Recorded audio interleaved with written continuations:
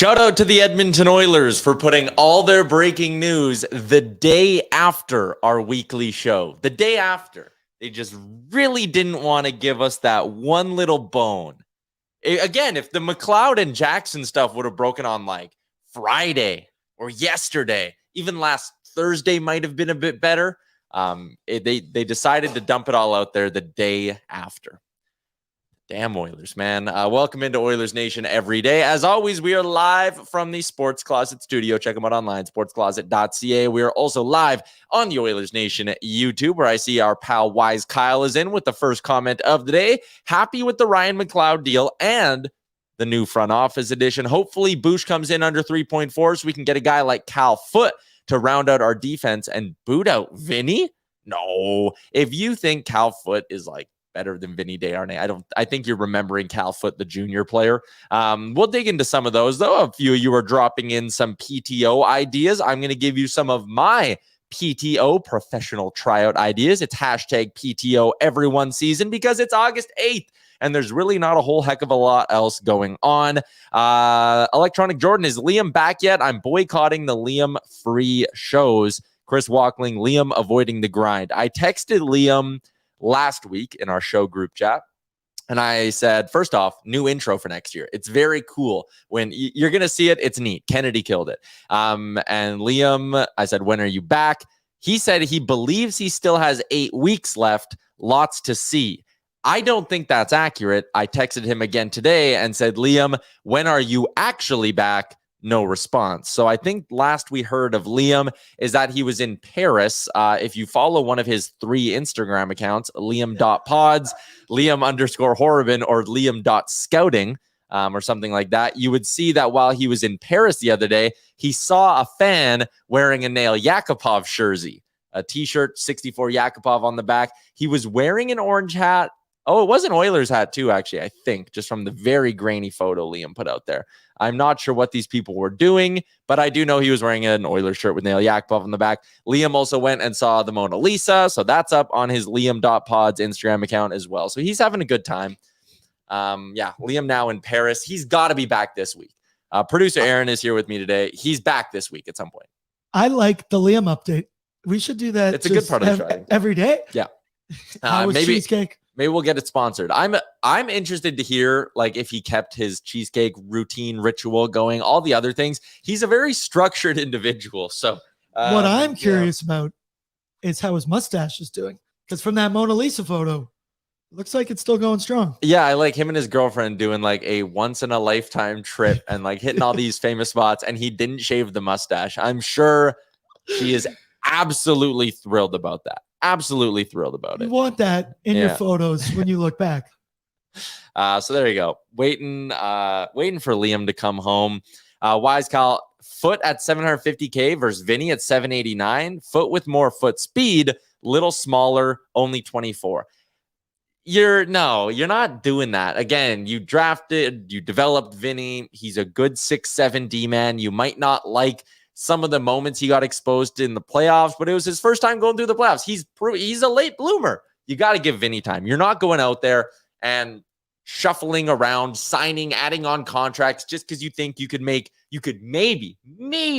make your 6'7" D-man just like a little bit better. No, it's just that's not happening. So we're going to cut away from that. A couple of things to get to today, including the Sherwood Ford Giant offseason question. But first, let's get to the Star Mechanical news desk before we dig into that and get caught up on everything that's happened both with the Oilers and around the NHL in the last week. It is brought to you by Star Mechanical, Edmonton's #1 plumbing and heating company. You can find them at starmechanical.ca. 24/7 emergency service. How do you get that 24/7 emergency service? You call the number on the truck, 780-481-8873. My neighbor works for Star Mechanical. I see a Star Mechanical truck every moment of my life. Every way I sit and I'm watching TV, there's a Star Mechanical truck letting me know that if anything went wrong in my house plumbing-wise, my neighbor in Star Mechanical would definitely take care of it.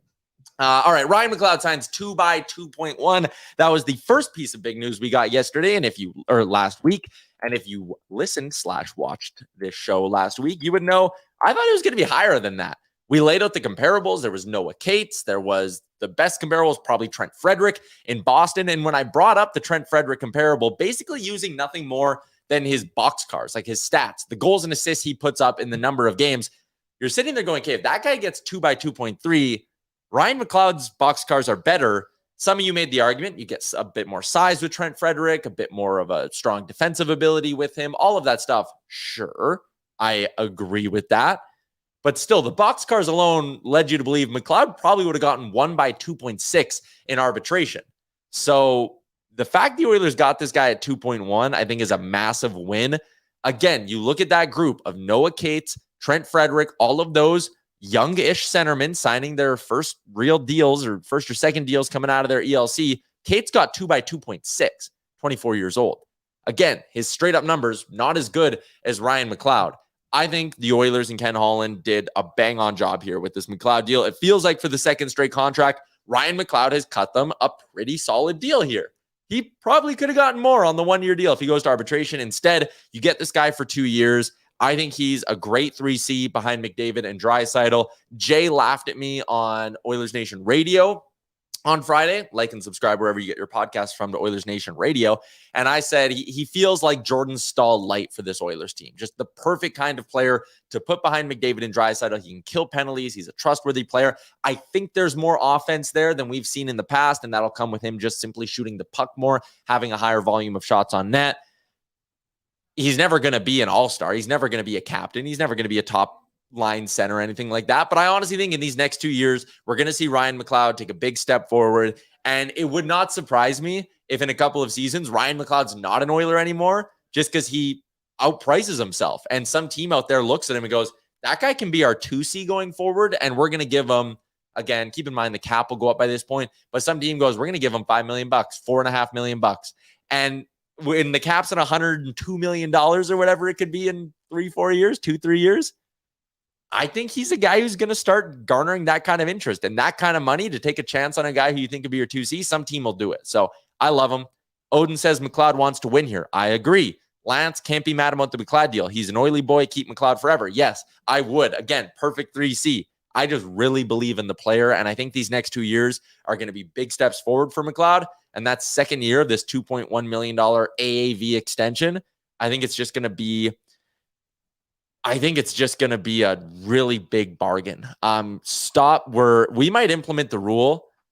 If people keep fighting about Cal Foot, we're not fighting about Cal Foot. Like, might be some timeouts going into the YouTube chat. We're not doing that anymore. Don't make me do it. Yeah, don't make us do that. We get it. We understand everybody's points. We're not doing that. All right, let's continue along with the Star Mechanical News Desk. Jeff Jackson now runs the Oilers. Connor McDavid's agent. I wake up, I check my phone, x.com, Twitter. I'm still calling it Twitter. Fuck x.com. And this guy, Jeff Jackson, what a good-looking man. He's going to run the team now. Bobby Nix, pretty much out. I know it's one of those like, oh, he's got a new role. Yeah, I believe that. Jeff Jackson, the new CEO, Connor McDavid's agent. When I checked my phone, you kind of do a double take. You're like, whoa, did this really happen? Because we didn't hear about it. There was no rumblings. Early in the offseason, we had heard like, whoa, Staios might be the new GM. Bobby Nix might be pushed out of his role. I'm really careful with how I'm phrasing that for some reason. And then we went quiet. And it was like, okay, the Oilers are running. We heard reports actually from big names in the Edmonton media space that Bobby Nix was staying around. He's not going anywhere. He's telling people he's not going anywhere. And then this pops up. So I think it's nothing but, forget home run. I think it's a grand slam hire for the Oilers. One, you didn't do the retread thing, right?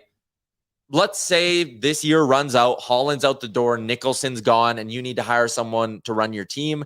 The names I would have expected would have been like the names rumored for the Leafs GM job. It's a goal. Can they get Doug Armstrong out of St. Louis? What's Doug Wilson up to now that he's not really with the Sharks anymore? They didn't do the former GM retread hire. They went the agent route, which is what I think a lot of really smart organizations are kind of doing now. You look at Montreal with Kent Hughes. You look at the success a guy like Bill Zito has had. I think this is kind of the right way to play it. And Jeff Jackson is a guy who has a lot of experience in a lot of different areas, both on the business side of things, lawyer background. He's played in the NHL before. He's been in a front office before in an AGM style role. He's been an agent, so he understands that side of the world, and a damn good agent too. The dude representing Connor McDavid, big part of the Wasserman crew, one of the biggest, if not the biggest agency. Like, this is a great hire, and I think he's a guy who's going to he's the right man to lead this organization in their next steps. And again, just in conversations with people talking about this, it was like, oh, what do you think? Like, what do you think Connor thinks of this? And I think Connor obviously would have signed off on all this. Like, do you think Daryl Cates and the Oilers are going to go talk to Connor McDavid's agent about this role without checking in with Connor first and being like, hey, man, are you cool with this? Like, if we poach your agent, do you like him enough? Do you trust him enough to have him run the team? Like, he would have known from that perspective. And then also, and Jeff Jackson alluded to this in his press conference, you don't think he checks in with Connor? Is like, hey, man, I love representing you. I would also love to run the Edmonton Oilers. Are you cool with this? Like, obviously, McDavid's fine with it. And also, I made this point on a couple of podcasts now, and I saw the clip did its rounds, so you've probably all heard me say it. You don't take this job. Again, as McDavid's agent, you'd have a pretty good read on how he feels about Edmonton in his future. I don't think you sign up to run a team with Connor McDavid and Leon Draisaitl if you're not like pretty damn sure the dude's sticking around for the majority of his career. And we've seen it now. Saravalli's, like, come on. They're best friends. They're bros. Also, I like the painting in the back too. I think that's somewhere deep in the OEG area, but they're bros. Connor McDavid's not going anywhere. Frank's been saying it now on a few shows, and it's kind of done the rounds, like 90-some% chance McDavid stays, and probably pretty close on Leon too. These dudes are going to be Oilers for a very long time, and this hiring cements that for me. So, yeah, I'm not worried about that. It was a big day for the Oilers organization hiring Jeff Jackson, and something that kind of came out of nowhere. So that was all fun. What are you saying on or in the YouTube chat about this? Guitar Maniac, McDavid stays, Leon stays, 100%. Viperus says maybe, just thoughts of that they aren't close money-wise pops into my head. Here's my thing, is you don't let those two guys, assuming you're talking about McDavid and Leon, and there's not some weird sub-conversation happening right now in the YouTube chat,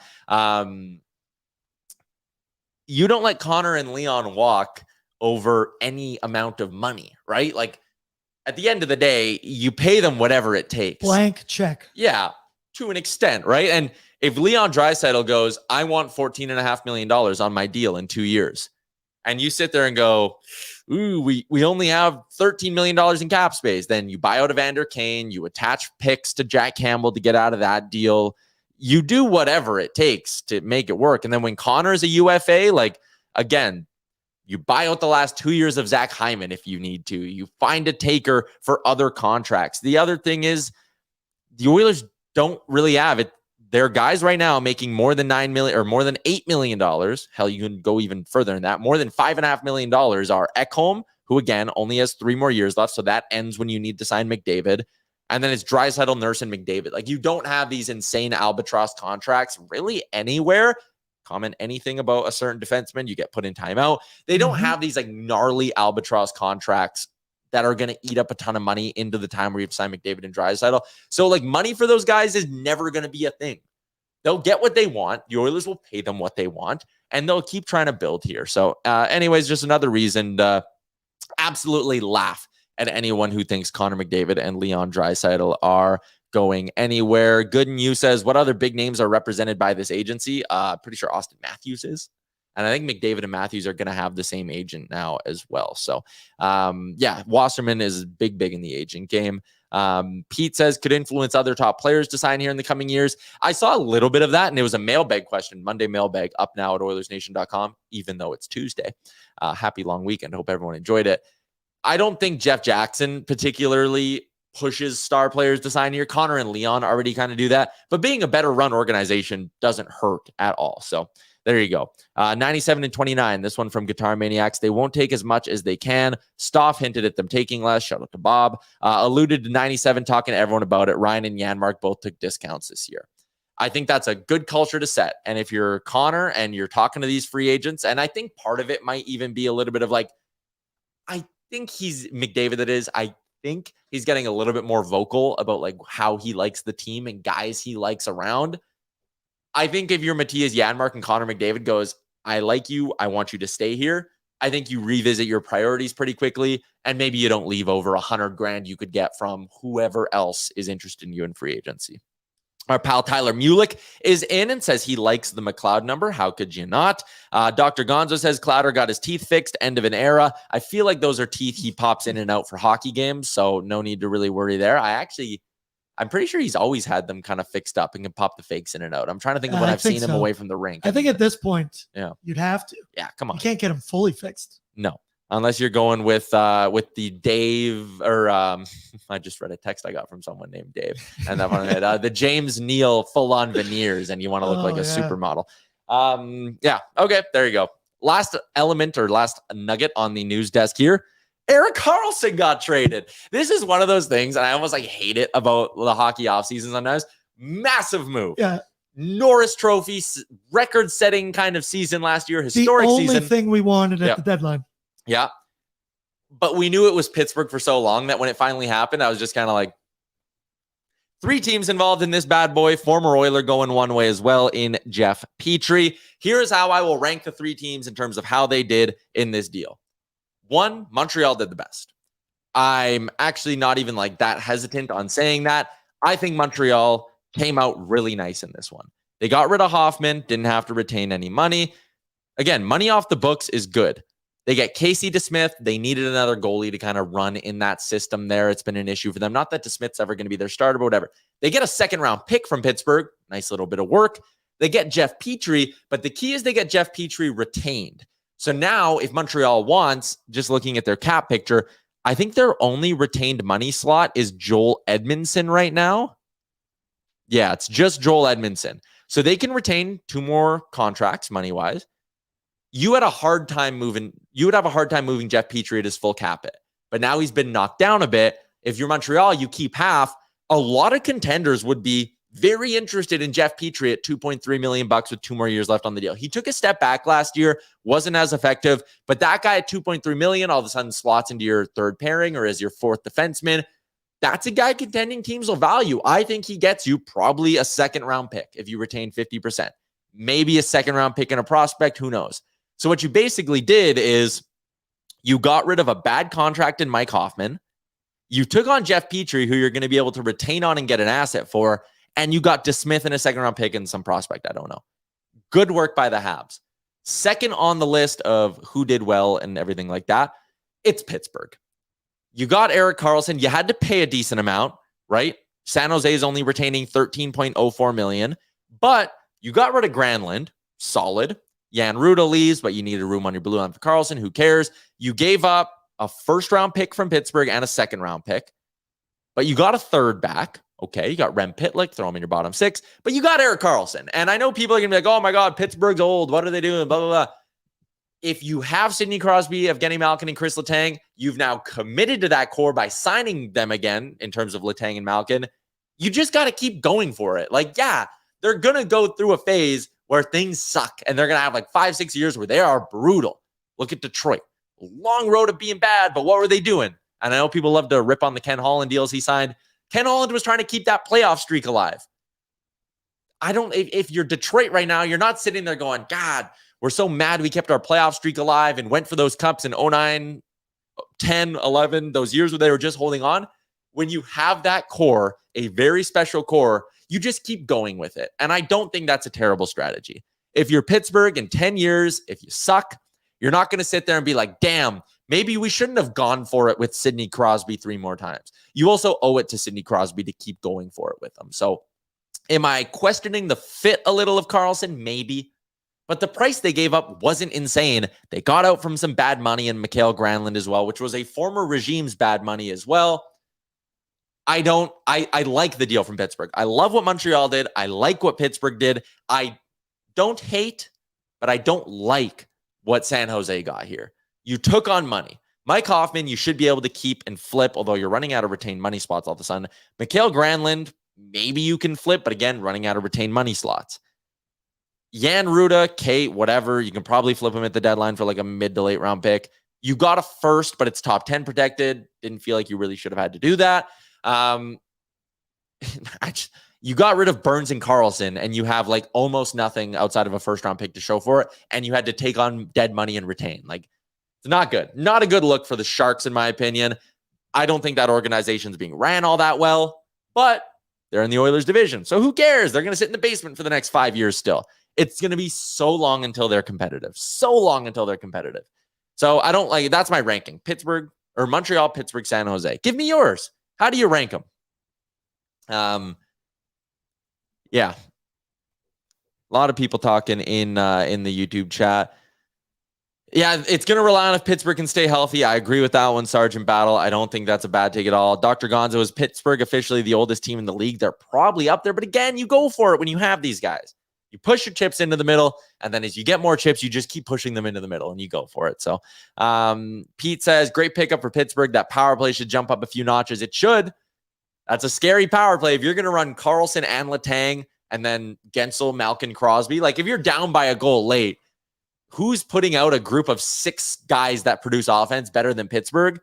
It's like Edmonton, Toronto, Tampa, and then Pittsburgh. That's a unit. That's a unit. It's an absolute unit.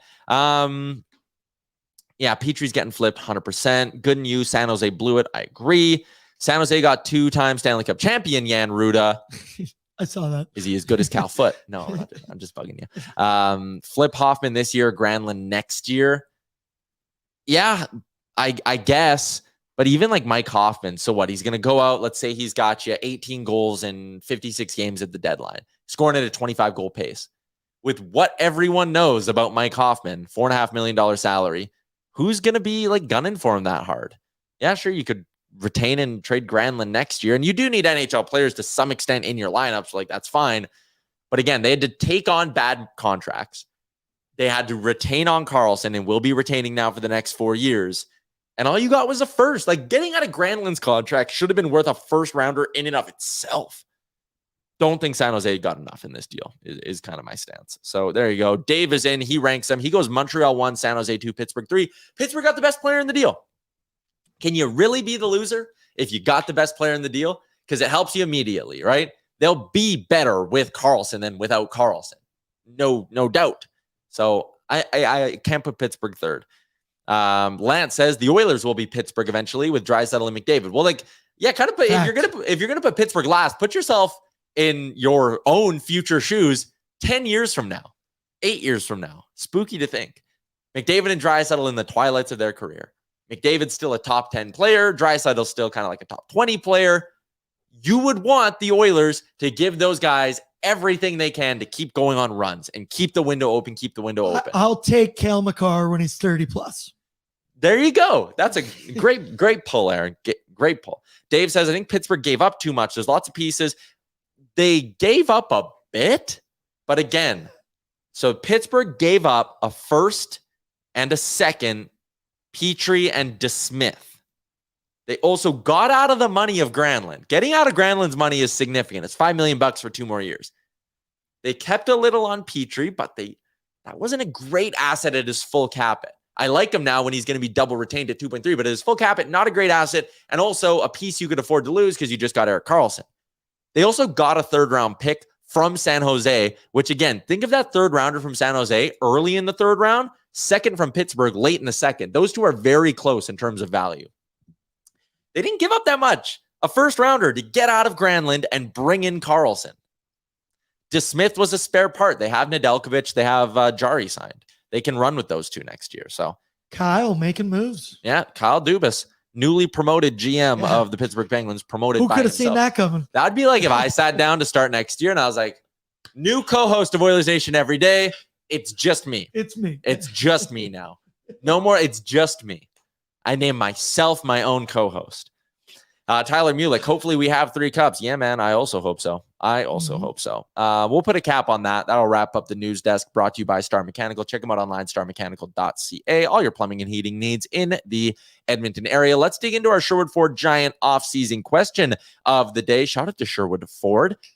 Tons of great stuff going on there. When I was gone on vacation, the Nation truck was at the office. Just pulled right up. Did my oil change, said, hey, Tyler, there's also 2 other things that need to be done. You book in whenever it's convenient for you. You can use the app. That's the beauty of using Sherwood Ford. Jay's big on the valet service. It's the best. Giant off-season question today. Who could be some late free agent or PTO candidates for the Edmonton Oilers? New episode of the DFO Rundown dropped on Sunday evening with Gregor and Saravalli. They talked about this a little bit on Jonathan Taves. I think the sentiment is maybe not planning to play right now, but you never know if the itch comes back as September training camps roll around, all that. So maybe Jonathan Taves still in play. Stastny sounds like if you were looking at him as a 4C, he might not play next year. I never really viewed him as a guy who'd come up to Edmonton anyways. So those two probably not in the mix anymore. Someone in the chat, a couple of you, I think, were bouncing around the idea of Nolan Patrick. I would be surprised if he plays hockey again, if I'm being honest. Again, there's been nothing about that, but I just look at a guy who has barely played hockey, has the migraine concussion thing going on, and you're just kind of like, I don't know, man. Like, he's played 222 games, drafted in 2017. He didn't play last year. Basically hasn't played since the beginning of the 21-22 season. I just have a hard time believing he's gonna play hockey. If again, maybe the year off was really good for him, but we just haven't heard anything about him. Again, that leads me to believe he's not playing this year. So don't have him in the mix there, but let's go through some other options, loading up Cap Friendly and the list we threw together before the show today. And last week I talked about the defenseman, so we'll kind of save that talk. The only D-man who I think makes a little bit of sense if you're looking at an upgrade or someone who can come into the mix and fight for a job, I like Simon Benoit. I think his numbers weren't great, but Anaheim sucked. He was playing on a really bad team. You put him on a good team, I think his numbers get better. Maybe a guy who would pass through the waiver thing a little bit too. So I like Benoit as a D-man. If we want to talk about specifically forwards, though, there are some names out there I don't hate. Forwards who averaged more than 15 minutes of time on ice last season and are still unrestricted free agents. You got Thomas Tatar. I like that. I think Tatar could help you if he's comfortable enough on playing the right wing because he is a left shot. I like Tatar. He scored 20 goals last year. Him and Kane are the only two remaining UFAs who popped home 20 goals last year. Is Tatar signing for $750,000? Doubtful. I don't think so. So he's probably not that realistic. Josh Bailey shoots left, only had 8 goals last year, can't skate that well. I'm good. Zach Parise, I'm sorry, he also popped home 20 goals last year, so there's 3 of them. Shoots left, plays the left side. You have Holloway, Fogle, Nuge. You got enough guys on the left side. Kane, Hyman like playing the left side. I don't think you need a left winger, so he's not a fit. David Krejci, Boston or nowhere. Don't think he's coming back. Jonathan Taves, just touched on. Patrick Kane, we will see, but I doubt it. I'm not sure if there's a great fit there. He's going to be sitting out until he's healthy, apparently. That'll likely be November, December. Then he's going to pick his spot. So you don't know how the landscape of the league's going to look at that point. Maybe there's an injury. Maybe the Oilers have a clear need. I don't think it's realistic, but you never know. He scored 21 goals last year. He's obviously still a damn good hockey player. Again, it would have to be dirt cheap. Possible, but not happening anytime soon if it's Edmonton. If you're talking about maybe some guys who could be 4Cs for this team, I don't like Eric Stahl. I 38 years old. I just don't know if there's a ton left in the tank. Pius Suter doesn't bring you any size, but what he does do is score. We talked about him on ON Radio, and I was kind of the only one really high on him. The size throws you off. When you're talking about a 4C, you probably want someone with a bit more jam to their game. But I look at a player who gets double-digit goals every year in the NHL so far, 15 pretty much, like he'd bring you some offense. I don't see a real big downside to going with a guy like Pius Suter. 14 goals last year in 79 games on a pretty bad Detroit Red Wings team. If he's willing to play for cheap enough, I like him. Next one on the list, Jujhar Khaira. An interesting one, actually. 6 goals in 51 games last year. I don't think there's a ton of upside with Jujhar, but he's familiar with the market. You play him and Drake Caggiula on a fourth line. All of a sudden, it feels like 2017, 2018 again. That's fun. Shoots left, though. You probably want a right shot center. Worth noting, Suter does shoot left as well, though. Yeah, I don't know. Jujhar on a PTO, sure, because he's comfortable here. I don't know if I'm committing a contract to him until I see what he looks like coming out of camp. Obviously, we know about his injury history as well, so it makes me nervous. Nick Ritchie, we know the Oilers have had interest in the past, I believe, or was that Brett Ritchie? They thought about PTOing one of the Ritchies last year, and one of them is a free agent, so sure. Sam Gagner, right shot center, 8 goals in 48 games. Vibes alone, that gets my vote. Why not? Why not Sammy G? I got a name for you. Okay. Colin White. Former first rounder.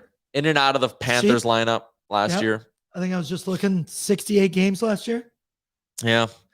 Yeah, I think that's it's a PTO guy. It's a PTO guy for sure. I wouldn't be against a guy like Colin White. Tyler Mott is a name I don't hate. left shot, but can play the right side, kills penalties. That's kind of one of the skills he brings to a lineup. So Tyler Mott is a name I'd look at on a PTO or even a 1 year, $800,000 kind of deal there. So that one would be tempting.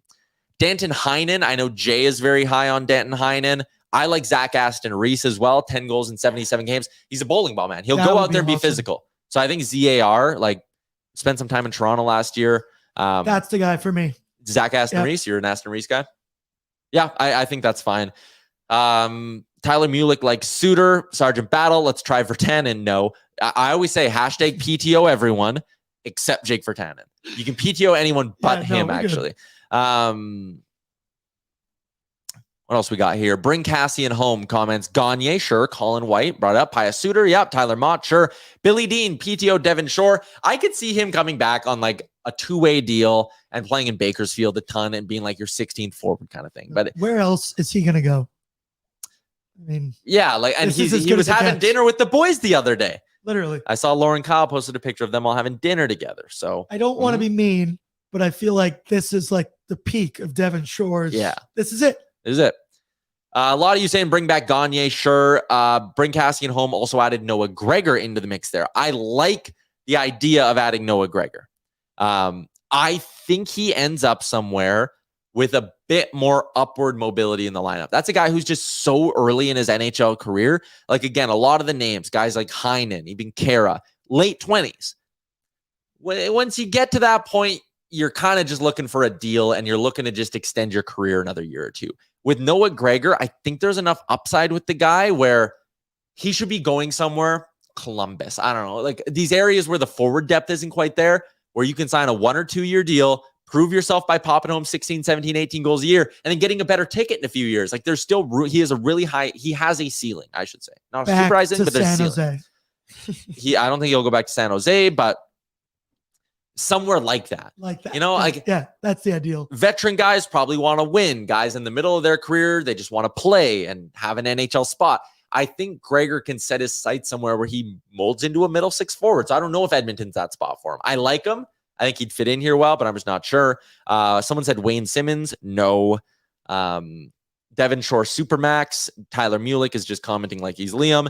Wise Kyle said Comtois. I like Comtois too. Again, a guy who's looking to just sort of rebound his career. Liam is in the chat. Liam, why don't you join the show? If you're in the chat, just send him the StreamYard link. Email Liam the StreamYard link. He might also be very busy. It's what, like 7:30 where he is? That'd be a fun mix into the show, is to bring Liam in, is all I'm saying. So we'll see if he pops in. Maybe he's in. No, he's not in here. I just sent it to him. Tyler Mulick. Remember when Kane cropped Virtanen out of that fishing photo? That was funny. Bring Cassian home. I don't know why San Jose let Gregor go. I don't either. I would like him. I'd take him on League Min. I don't know if he wants or if he would do League Min in Edmonton. I talked about Comtois, though. Wise Kyle, that's a good fit for me. A guy who could get in the mix and is probably similar to Gregor, looking for somewhere where he can play and score. Is Edmonton that spot? I don't know. Someone brought up Derek Brassard. I'm good. I'd probably pass on Derek Brassard after his last tenure here.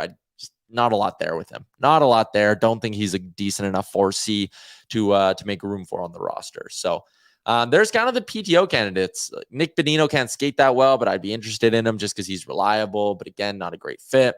Not a lot of good centers out there.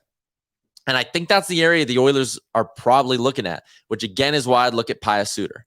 If a guy like Stastny wasn't retiring, maybe you'd look at him. I'd look at Gagne, but I'm not sure if he's much of a center anymore either. But the interesting part with Gagne, like maybe it's one of those things like Derek Ryan takes the faceoffs, Gagne plays center because he's smart enough. I don't know if it would really work though. So the Oilers have some forwards in the organization who are going to be in the mix for those final few spots. Lane Peterson is one of them. I don't know how well he can play center. He's listed as a center, but in Vancouver, he played a lot of wing. So if the Canucks didn't trust him to play center, would the Oilers trust him to play center? Derek Ryan, I think, can win you the draws, but then you got to put someone with better speed. Maybe that's where like a Derek Ryan, Lane Peterson combo makes sense on your fourth line. So there you go. There's our PTO conversation brought to you by Sherwood Ford and our friends at Sherwood Ford, the Giant. Check them out today. You need a new whip. I've seen a lot of F-150 Lightnings rolling around the streets lately. They are cool. They are very, very cool, and I want one very badly. When it comes time to get a new Nation truck, I really hope that's it. Breaking news. Liam said he will. Oh, I just heard the sound. Oh, yes. This is so Oh exciting. my God. That camera couldn't be any closer to his face, but it gives us a good look at the mustache. Liam! There he is. Oh, Hello? Oh, gonna turn the camera. Oh, I can't hear him either. There we Yeah, go. there we go.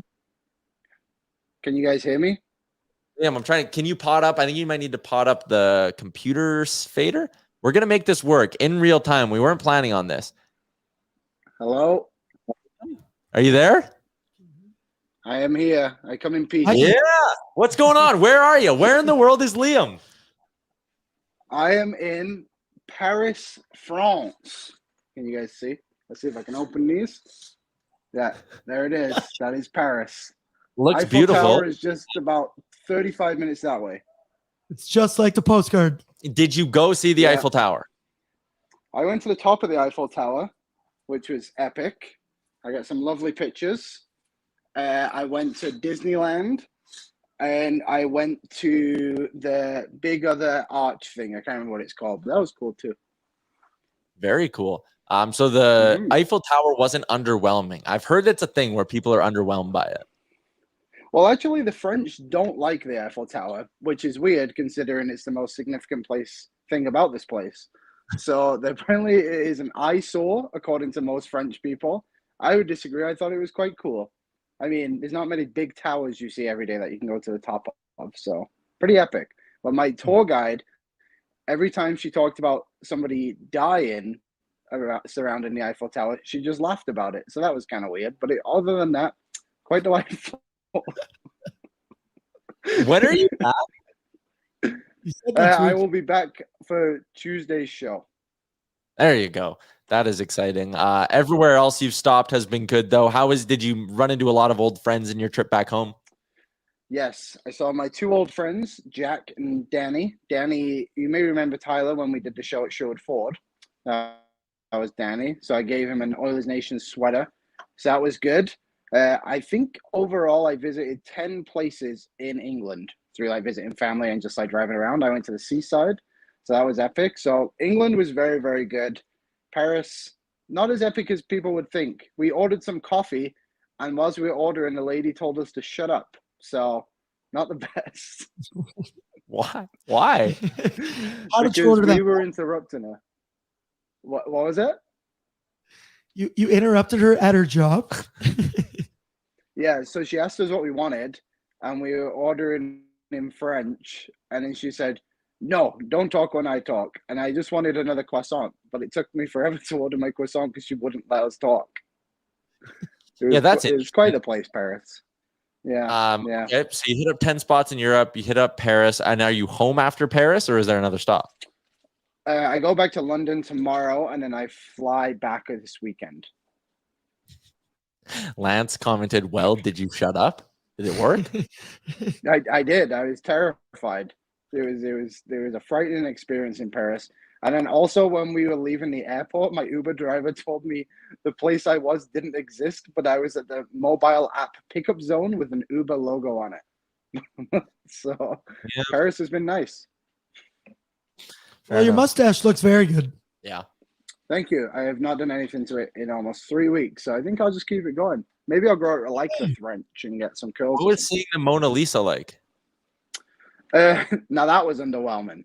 It was quite funny because people just line up about it, or like towards it, but you can just walk down the side and just get quite simply the same vantage point. Like I took quite a few selfies next to it until they told us to leave, so it was good. The Louvre is pretty cool for like its sculptures and stuff like that, but it is ginormous. We walked around there for 4 hours. Wow, it was that was my 36,000 step day. What was French Disneyland like? It was cool. This weird. I went to Disneyland twice now, but I went to the California and I went to Disney World, and there was characters walking around all the time. And when we were there, like barely saw any characters. They were just like in these. You had to like line up to go into these buildings to see them. So it was okay, but apparently I was reading after like it's not very well funded or something. Like they just kind of forget it exists, and you could kind of tell after you read all that. But it was fun. It was a nice day. I went on the Indiana Jones ride twice. Very fun. Nice. Very fun, Liam. You saw us. We're going to do our big list is sporting event atmospheres coming up next. You've seen some sporting events on your trip. You went back and saw your boys, the Bolton Wanderers. How was that? I saw Bolton Wanderers. It was epic. My friend set us up with a suite. So we were 10 rows behind the bench, and the players were like sat amongst us. It was really cool. And like some of like the chief executives and the board members were sat behind me. So that was sweet. The score was 0-0. But I've had quite an experience with trains here because there's train strikes going on. So our train basically got cancelled for the Saturday. We were supposed to go a different place. So we were going to go to the game again, but we decided not to because there was another Bolton game. So the game we went to was 0-0. But the other game that was on Saturday finished, Bolton won 4-3 and scored a last-minute kick winner. And it was, well, that would have been sick. But other than that, it was good.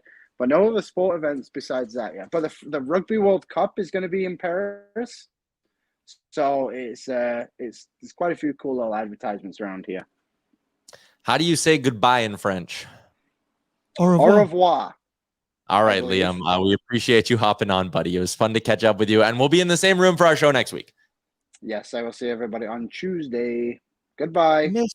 Tuesday, innit? All right. See you, buddy. There you go. See ya. What a fun little catch up with our pal. That was awesome. That was great. I did not expect to have that today, but that's a lot of fun.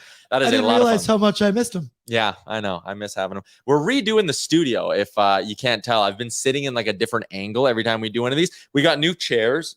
They're very comfy, and we have 4 of them. So there you go. And Chalmers, if you're watching this, you're obviously not. I really need you to come help me with construction stuff. I put up blackout blinds by myself, but that is what the extent of what I can do. Studio upgrades coming for next year. It's going to be fun. The blinds look great. Thank you. They get the job done. It blocks out the sun. I think the guy who cut them was not the best at his job because we gave him very specific measurements, and these are not the measurements. But still, it works. They block out the light enough. Let's get to our big list today, and it's brought to you by the Oilersnation Golf Tournament. It is coming on September 1st. That is like 3-ish weeks away, and it is at the Millwoods Golf Course, all in support of Gregor's Grads. If you want to get in, I think there's only a couple of ways or a couple more spots left. I think there's 4 more teams or 3 more teams left. That's a whole group of 4 for $1,000 again. You get the round of golf, you get dinner, you get a damn good time, prizes, goodie bags, all that stuff. $1,000 for a group of 4, all in support of Gregor's Grads. Or you can sign up as a Mosaic golfer. There are only 6 more Mosaic golfer spots open on this thing. It actually might even be down to 5 as of today. Go to nationgear.ca, the Mosaic golfer. You go, sign up. You pay $250 for just yourself. And then you get paired up with a group of Nation citizens. It's a lot of fun. The people who did Mosaic teams last year were really, really happy with it. So we're excited to bring that back. Also, you can bid. You can golf with Liam and I in the Oilers Nation Open, or you could golf with Chalmers and Jay if you really wanted to. Team Real Life, Team Oilers Nation Open. The bidding for that, you just email me, Tyler@oilersnation.com. You email and you say what your bid is. Right now, we're both tied. Both teams are $1,050. The bid's got to go up in $50 increments as well. Ryan and Amar, I think, are the 2 leading bidders as of now. $1,050. Email Tyler@oilersnation.com. So the next bid's got to be at least $1,100. You get to golf with either you and a friend get to golf with either Liam and myself or Jay and Chalmers. So you and a friend get in on it. You can bid, and we're also, those 2 teams are going to be starting on the same hole. So we'll kind of be like a big crew. We'll have some competitions between the 2 as well. So if you're a good golfer, bid on that as well. I got a question about this golf tournament. Okay. Who's emceeing it? Is it you? I was told the other day that a month ago, we may have decided it was me. So I may get to see you there, everybody. Yeah. Well, you'll be there anyways. Like, you'll be around. I'll be hanging. Yeah. I don't know. I always assume I MC stuff, but you are MCing playoff parties and people liked it. So, hey, if you want to MC it, you MC it. There you go. Oilers Nation Open. Our big list today, Aaron, is atmospheres in sports. Boom, boom, boom. Yes, it is. Whoa, we got a bad reverb there. I think it's only when you talk. Hello? Oh, you got to mute your Mac. It is. I think we're good. Okay. We'll find a way to grant this. Okay. 5 best atmospheres in sports. What sound is that? Are you not hearing it? I have heard it. What if I mute that? No.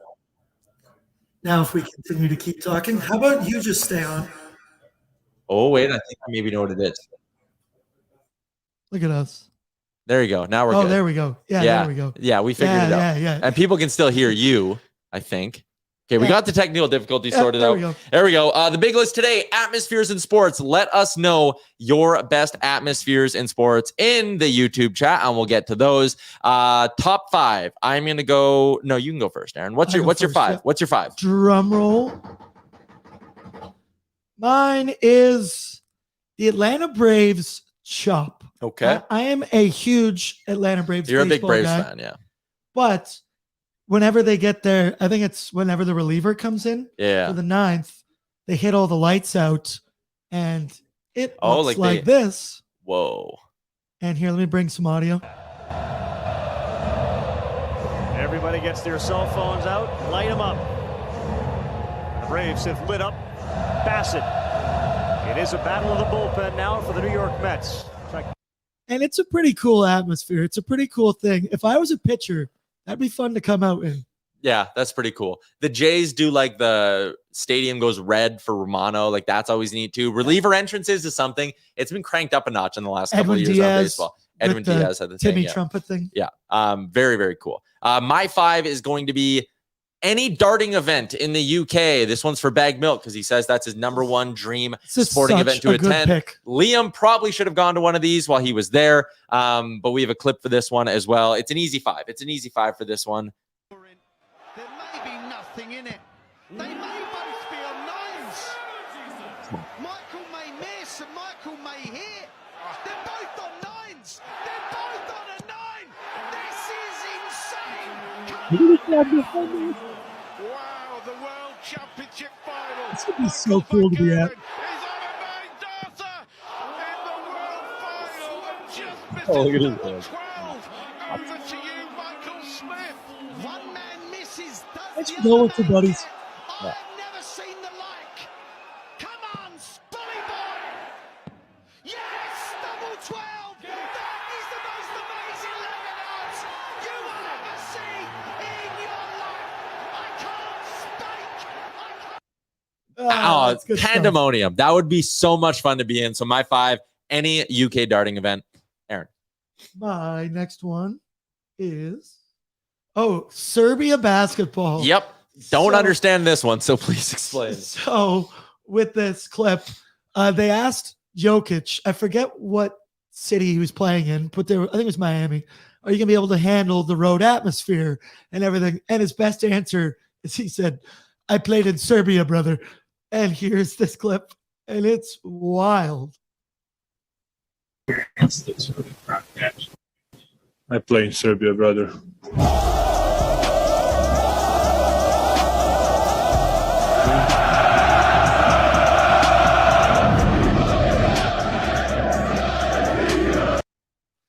That would be wild. That's mayhem. I think that's where they'll probably get threats. Yeah. This is one of those things I feel like I had a bit of a North American bias with my list initially. So I tried to mix in a few other ones. That is a great pick just because I had literally never heard of that before. My 4 is going to be when the All Blacks do their haka at their home stadium. That's an easy one. Like pull up the video. The video speaks for itself. Can you imagine being in the building when they do this and the crowd's all into it as well? One, intimidating as hell if you were a visiting player, like having to sit and watch this. It's nuts. Like you're looking right at them too. Yeah. Like they got to make eye contact. It would be very intense. And I looked up, I think their stadium holds like 100,000 people or something. So like you want to talk about an intimidating atmosphere to go into. I think this is a great pull for 4. I have a New Zealand All Blacks jersey. Really? I think Jay's been to a game before. So again, should have gone his dig. But yeah, look at this. Like the players watching this, then imagine it on their home field with like 100,000 people kind of like stomping along to it. Very intense. Very intense. This is my 4. That's a pretty good pick. Some picks right off the bat that people have in here. Wise Kyle, Houston Astros playoff games, bottom 3 innings. Dr. Gonzo, current Commonwealth Stadium, best atmosphere in sports. Someone said an Oiler playoff game. Good and you agreed with the darts one as well. Davin said rivalries in Europe are just at another level. Yeah, 100%, man. Like some of the stuff, like European hockey has probably better atmospheres than Crazy. NHL hockey. What's your 3? I believe my 3 is just Arrowhead Stadium. The Kansas City Chiefs. I feel like the 12th man has kind of come and gone in Seattle. Yeah. Arrowhead has been this loud since the 90s. They weren't even good before, and it's this loud. They bang the drum. They do their own chop. It's just a good atmosphere. I'm sure having Patrick Mahomes definitely helps with that atmosphere, but I'm a big fan of red too. So when everybody's wearing the same, it's pretty awesome. Hey, look who they're playing. Damn it. The thing I like about their stadium and the thing I like about like NFL stadiums that always feels like it adds to the atmosphere is that it's like, it looks like just one singular like ring of people, right? You look at a hockey game, you can see the sections. A baseball game, you see the sections. In football, just a sea, almost a wall of people around the whole stadium, and they wear the same color. It's sick. So that's a decent one. For my 3, I have Bell Center playoff game. Had to go with a little hockey in there. I feel like as soon as you think like iconic NHL atmosphere, again, this is a hockey show, I had to mix one in there. It's Bell Center in the playoffs. You think about those runs they went on, like their run to the Eastern Conference Finals and things like that before Carey Price got hurt. Like that place was insane. The pregame thing with the fire at center ice that explodes. It's an iconic venue. Having been there, again, this has the effect. Nuts. It has the effect of that sea of people, right? Like everything just kind of blends together and it's just pandemonium. So I'll go Bell Center playoff game for my 3. What is your 2, Aaron? My 2 is so college football for me. Someone just commented, Davin said college football is crazy. So yeah, I agree. Hey, Wise Kyle literally just put, wow, what I picked, the whiteout night. Nice. Great brain, Wise Kyle. Yeah. But when you take a look at this clip, I mean, I just think in general, college football stadiums, the atmosphere, it's insane, is the coolest. But a whiteout night like this is just, it's wild. That's crazy. That drone shot. I don't know how you couldn't walk out of that locker room and put your head through the wall. And they do the arms thing. Yeah. Yeah, college football, you probably like we could have probably done Michigan in there as another one because that Ann Arbor stadium holds like 106,000 people or something crazy like that. Going off. Yeah, that's pretty sick. That'd be a cool one to go see. Seeing one of these big college football games is on my sports bucket list. So I like that one. In my 2, I'm going back to the NFL. You threw the Kansas City Chiefs in here. I'm a Bills fan. I will not stand for that. Does this make sense in my number 2? No. But in my brain and in my heart, damn it, it does. Bills game at Orchard Park when I went last year for the first time. The pregame tailgating is stupid, man.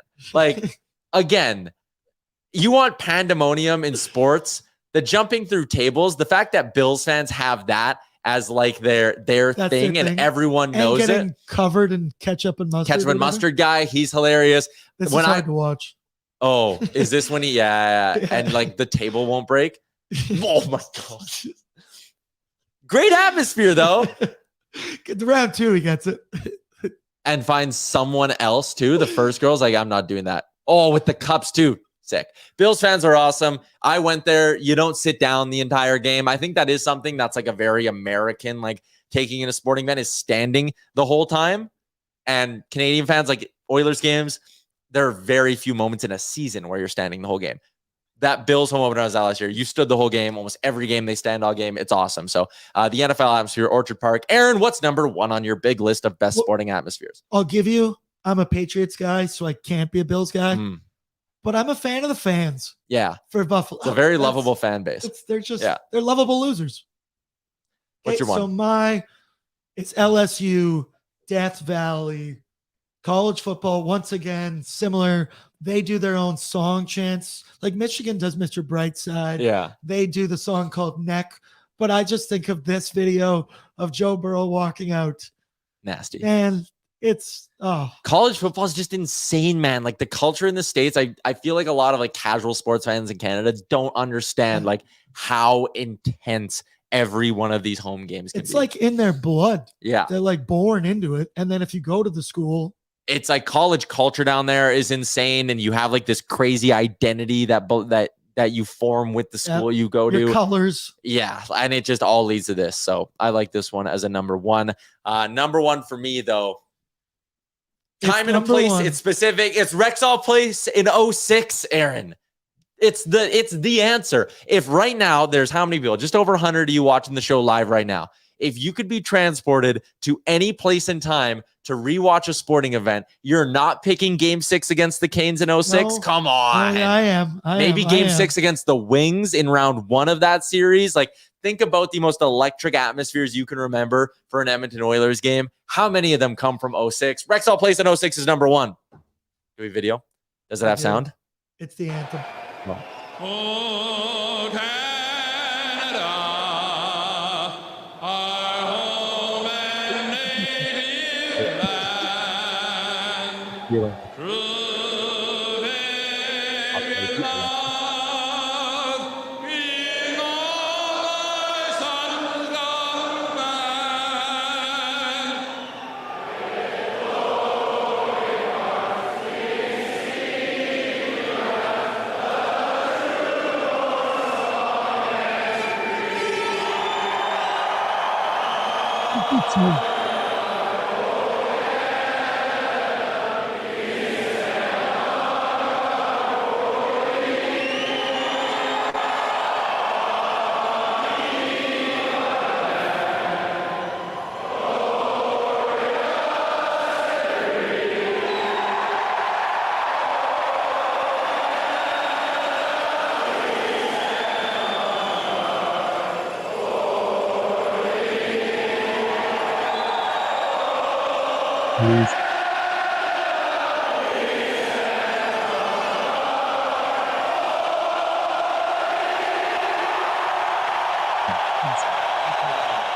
No doubt. So cool, man. I would love to go back and be in that building again, that kind of thing. And Rogers is great too. But it's not the same. BOA in the playoffs was electric. This last year was really good. But there was something about that 06 one and being in that tiny little rink versus now it's a bigger rink. The sound maybe doesn't get trapped in as well. Paul Lorio there. That's the easiest anthem he ever had to sing. Yeah. Just a couple lines. Stick it up there. Throw up the mic and you're good. Tyler Yaremchuk, 120 plus decibels throughout the entire game. Dr. Gonzo, BRB gonna cry. Thanks, guys. Oh, next year, boys. Yeah, it's a great little way to end the big list for today. Is to think that maybe next year we get moments like that at Rogers Place. It would be something. It's our year. It'll be Brett Kissel singing it. Yeah. Robert Clark also does just a bang on job with the anthems. He is really, really good too. So yeah. Anyways, Burn It to the Ground this year was sick from Nugent-Hopkins. Yes, that was cool. Anything that like it's easy enough for the crowd to jump in with certain parts and like really get the noise going is sick. That was so cool. So there you go. Number 1. It's everyone's number 1. It's Rexall Place in 2006. That's our big list brought to you by the Oilersnation Golf Tournament coming up September 1 at the Millwoods Golf Course. Let's wrap up the show by a little Betway talk. Get into some odds here. How about the Toronto Blue Jays? Last week when we were doing this show, I was down in the dumps about the Jays. The funny thing to actually do is to listen to Owen Radio from this Friday when I gave the Jays all my cold performer of the week. And then by Monday, I'm like, hell yeah, we're back. Davis Schneider, sick. The Jays, 4 wins in a row. Taking a look at Betway right now and the odds that they have for tonight's game with the Toronto Blue Jays. It is Yusei Kikuchi versus Tanner Bibby. The Jays minus 134 favorites when you're considering how the Jays are rolling, when you consider how Cleveland is really, really struggling right now as well. I'm tempted to go Jays on the run line. Jose Ramirez ain't struggling. Oh, man, that was that tilt. That was good. I give Tim Anderson kudos. I know he's not the most likable player. I give him kudos for just dropping the glove and being like, all right, we're doing this. Like, we're settling this. They squared up. Yeah. The umpire was there and then was like, no. I'm good. Good. You guys got this. You can settle and it. it seemed kind of like a lucky shot. Yeah, a little bit. Ramirez tagged him. Yep. And he folded. Yusei Kikuchi to get 8+ strikeouts, 3-1 on Betway. I don't hate that. I'm looking in their pre-built bet section though. What do I like here? Jays money line, Kikuchi 6+ Ks is 2-1. Don't hate that spot. I think just Jays run line might be my play. Getting it plus money. I think they're red hot right now. It got a little hairy last game, but I think the bats, they were quiet last game. They should be hot again tonight. So I like the Jays, the bats to bounce back and they'll win this game. So there you go. Giddy up. Shout out to Betway 19+. Please play responsibly. Your spot. Kyle says, I can't wait to gamble on NFL football again. Yes. Oh, Yes. I've been Yes, doing yes, so yes, many yes, mock yes, drafts. Yes. Yeah, it's that season. It's fantasy football season now, which is great. It is. The Riverhawks just ended. Yeah. It's officially football season. You said the Riverhawks this year like crushed the league attendance record? Yeah, so I believe previously the attendance record in the league was something in the 70,000s, the lower. And in our 27 home games this year, we had 104,000 people. Second year in existence. The team's 18 and 36. So Average they didn't almost help us out. 4,000 a game. That's really good for baseball in this city. Last year it was like 2 something. So word of mouth. Thank you to all you who came out and supported. Lance Kane, I see you all the time there. And yeah, it was a good year. Yeah. And we have a Donaire costume that's, I just realized, is still sitting up in my office. Jay bought. Jay bought it. Good man, Jay. I think that all went to Make-A-Wish, the proceeds from that one. Sure too. did. So, speaking of the other professional or the pro sports team in town that's still around, the Edmonton Elks, they play on Thursday. I might go. I think they're doing something. My buddies were talking about it in our group chat. I just need to pull it up. Elks game, they're doing $5.50 beers and $2 dogs. That might be the play on Thursday night. If anyone's going, let me know. If anyone's going, let me know. I went to the last one. I haven't been doing an Elks game in probably 5 or 6 years. Probably 5, 6. Yeah, probably 5 years. Pre-pandemic for sure, and definitely not the year before. It's been a long time since I've been doing an Elks game, but I want to go. I want to knock the rust off. I want to see them try to get a win. Trey Ford starting, so you never know. Wise Kyle says, yeah, no, I haven't, man. Wise Kyle says, it's not the prospects, traders, or the Capitals. You mean trappers, and it's better than the Capitals and prospects ever probably were vibes-wise. Damn right.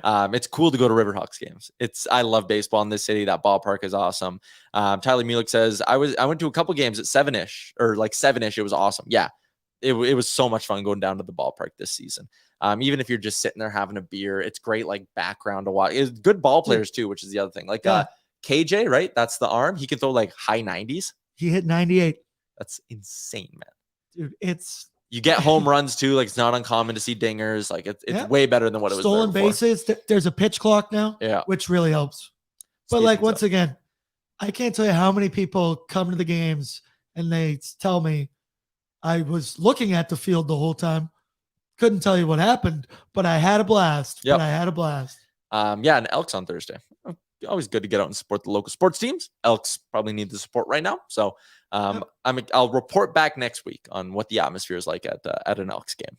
I think that's a wrap on today's show from the Sports Closet Studio. We went well over an hour. Yeah, we did. Liam stopping in definitely gave us we had things to talk about. We're going to have a new studio at some point. Probably not till closer to next season, but the funny thing, because we're doing it piece by piece, is I think you'll slowly see the new studio come together, like in this room and in the other room, because we're building another one. So lots of fun stuff happening at Nation HQ. That's your little update on what's going on. Also, in September, I might be doing special shows from the road somewhere for a day or two. So we'll talk about that as we gear up for season 2 of Oilers Nation Everyday. Shout out to Sports Closet, as always, live from the Sports Closet studio. Short for the Giant, the Oilers Nation Open, or Oilers Nation Golf Tournament on September 1. Star Mechanical, the #1 plumbing and heating company in Edmonton. Betway 19+, play responsibly. Your spot to wager on the Jays tonight and ride with me on that run line. There you go. Oh, and Cornerstone Insurance. Find them online. Cornerstone INS. They insure the Nation truck. They can insure whatever you need insurance for. So shout out to Cornerstone Insurance. Head to Cornerstone INS. There's a little Nation button there. You can find out the discount you get for being a Nation citizen. Thanks for tuning in today, everybody. New Real Life Thursday, ON Radio Friday, and a brand new episode of this podcast or this show next Tuesday when Liam's back. We'll chat with you then. Have a good week. See ya.